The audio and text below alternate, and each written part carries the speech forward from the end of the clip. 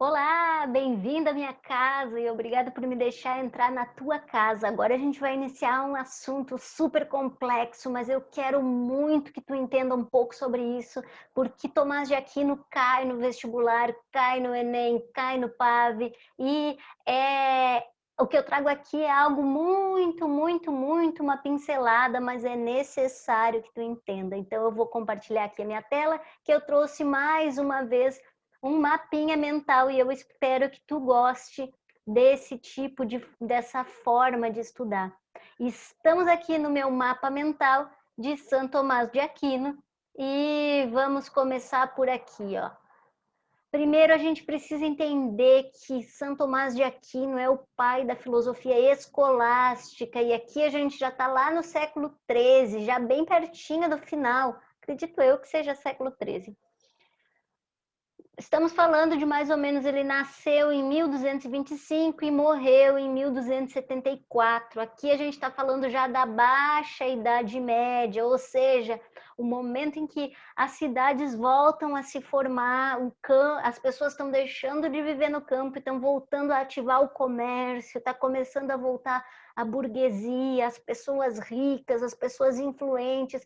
A cidade começa a borbulhar e as universidades começam a surgir, então a gente já está assim, ó, alinhavando, se preparando para algo que eu gosto muito, que é o renascimento científico. Aqui já começam essas primeiras fagulhas, essas primeiras noções de que, peraí, a fé é tudo isso mesmo? Será que eu posso duvidar da existência de Deus? E aqui a gente tem o São Tomás de Aquino como alguém que se propõe a conversar com essas pessoas que não acreditam no Deus cristão. E aí ele tem como referência Aristóteles, a lógica aristotélica e principalmente ele defende que o uso da razão é necessário nesse momento. O uso da razão é a única forma de conversar com essas pessoas que ainda não perceberam a extrema bondade e a extrema necessidade de se acreditar num Deus cristão. E é por meio dessa racionalidade, dessa argumentação, que ele começa a desenvolver a sua filosofia. E a gente vai ver aqui que uma das grandes preocupações dele é provar para essas pessoas que ainda não acreditaram, que ainda não tiveram a prova viva da existência de Deus, é provar racionalmente que Deus existe, que esse Deus cristão precisa ser seguido. E aí a preocupação dele, de novo, é manter contato com as pessoas que ainda não acreditam em Deus, de forma que essas pessoas entendam a importância da fé cristã, mas que eles entendam, então, pela via da razão e não pela via da fé, porque pela via da fé eles já não conseguiram ser persuadidos. E aí o São Tomás de Aquino é muito mal interpretado, duvidam da fé dele, acreditam que ele está colocando a razão sobre a fé, mas na verdade ele está tentando conciliar e trazer nesse momento mais pessoas, ele está tentando fazer com que a Igreja Católica e o poder da Igreja Católica respire. E aí a gente entra aqui na principal obra dele, que não é apenas um livro, são muitos, se não me engano, são 7 ou 8 livros, que é a Suma Teológica, onde ele pega praticamente todas as obras de Aristóteles e vai reinterpretando, estudando e analisando os argumentos de Aristóteles e trazendo para dentro da fé cristã. Ele acredita que a gente precisa entender para crer, e é por isso que ele defende tão fortemente o uso da razão.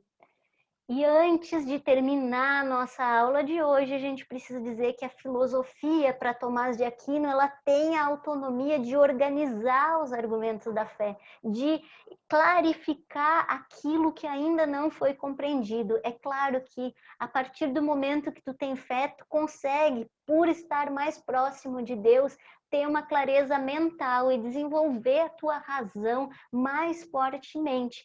Mas a razão ainda é a via de fato para que mais pessoas sejam tocadas por Deus. Por meio da razão, Até mesmo as pessoas que ainda não acreditam em Deus vão conseguir entender o que ele está falando e assim vão, a partir do entendimento, vão passar a crer ou vão fortalecer ainda mais a ideia de que Deus é perfeito, de que Deus é único, de que Deus sempre existiu, de que Deus é aquele que move a todos e não se move, e entre outras coisas.